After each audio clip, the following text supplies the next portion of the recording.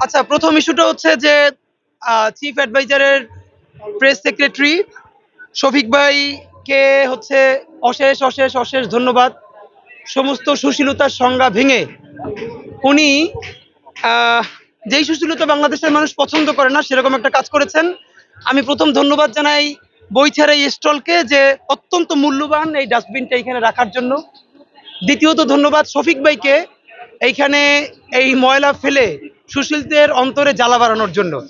তৃতীয় সুখবর আছে একটা সুশীলদের জন্য, যেহেতু জ্বালা বেড়েই গেছে আমরা আরেকটু জ্বালা বাড়াই দেই। আমরা ঘোষণা করব কাল পরশুর মধ্যে, আমাদের স্টলের কাজ চলছে, আশা করি কাল পরশু আমরা উদ্বোধন করতে পারবো ইনকিলাব মঞ্চের স্টল। আমরা ঘোষণা করব যে সারা বাংলাদেশের স্কুল কলেজ ইউনিভার্সিটিতে এবং পাবলিক প্লেসে এই অত্যন্ত সুন্দর ময়লার মধ্যে যে ময়লা ফেলে ছবি ফেলাতে পারবে আমরা তাদেরকে ইনকিলাব মঞ্চের পক্ষ থেকে সারা দেশে পুরস্কার পাঠাবো, এটা আমরা ঘোষণা করেছি। এবং আমরা উদ্যোগ নিতে চাই, বই থেকেও বলতে চাই, আমরাও করব। এই প্যাটার্নের ডাস্টবিন সারা বইমেলার প্রত্যেকটা স্টলের সামনে সামনে থাকতে হবে এবং এইটাই হবে ঘৃণা স্তম্ভ।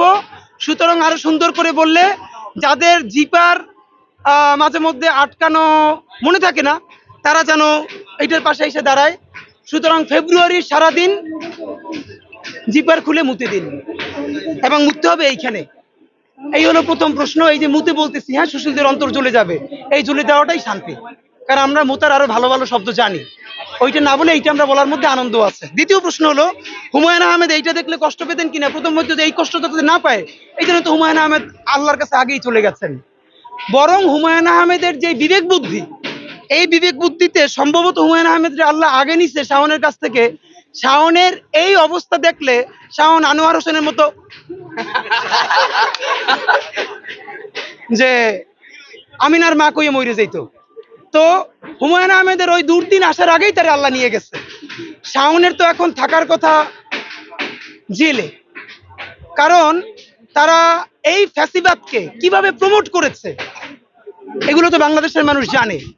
এখন পর্যন্ত তারা ফ্যাসিবাদকে যেভাবে উস্কে দিচ্ছে, আপনি শোনেন, এটা যদি বাংলাদেশ না হয়ে এটা যদি জার্মানি হতো তাহলে ফ্যাসিস্টদের যেরকম অবস্থা হয়েছিল আজকে সেই রকম অবস্থা শাওনদের হতো।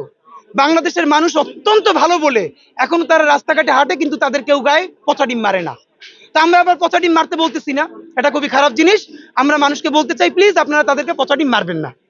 কিন্তু তৃতীয় কথা আপনারা যেটা বলেছিলেন কোনটা যেন, যে গতকালকে বিয়ে বাড়িতে দেখেন এর থেকে বাজে আর্গুমেন্ট, অসভ্য সুশীলতা বাংলাদেশে যে এই ছায়ানটি আর্গুমেন্ট এসছে। বিয়ের অনুষ্ঠানে কারা গেল? ছাত্র জনতা। বিয়ের অনুষ্ঠানে কি দাওয়াত খাইতে ফেরেস্তা আসছিল? দাওয়াত খাইতে ফেরেস্তা আসলে সেখানে তো ফেরেস্তাই যাবে। বিয়ের অনুষ্ঠানে আপনি ইবলিসরে দাওয়াত দিচ্ছেন কেন?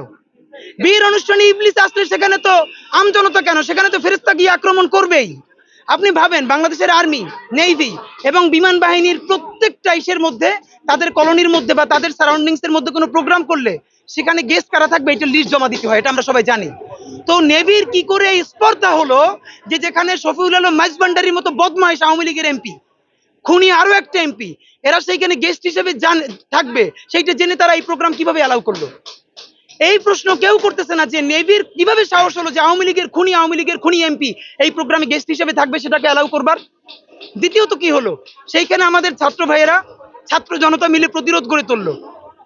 আপনি বাংলাদেশের নৌবাহিনী বঙ্গোপসাগরে ভারতের নৌবাহিনীর মায়ের খেয়া বাসায় এসে তেল মাইতে ঘুমায় শরীর ব্যথার চোটে, তাদের সাথে পারার নাম নাই। আমাদের ছাত্র জনতা যখন তাদেরকে খুঁজতে গেল তাদেরকে কিভাবে তাদের গায়ে হাত তুলেছে আপনারা দেখেছেন। এই সুশীল পোনার মতো জাউরামি অসভ্যতা স্বাধীন বাংলাদেশে আর কিছু নাই।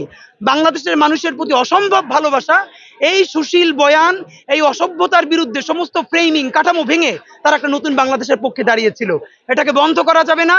সুতরাং নতুন সভ্যতা হলো এইরকম ডাস্টবিন হাজার হাজার তৈরি করতে হবে, শীষ থেকে শুরু করে যার যা ত্যাগ করতে মনে চায় সব এইখানে করবে, নাম্বার ওয়ান।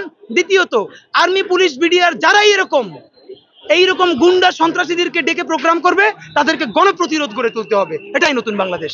ধন্যবাদ।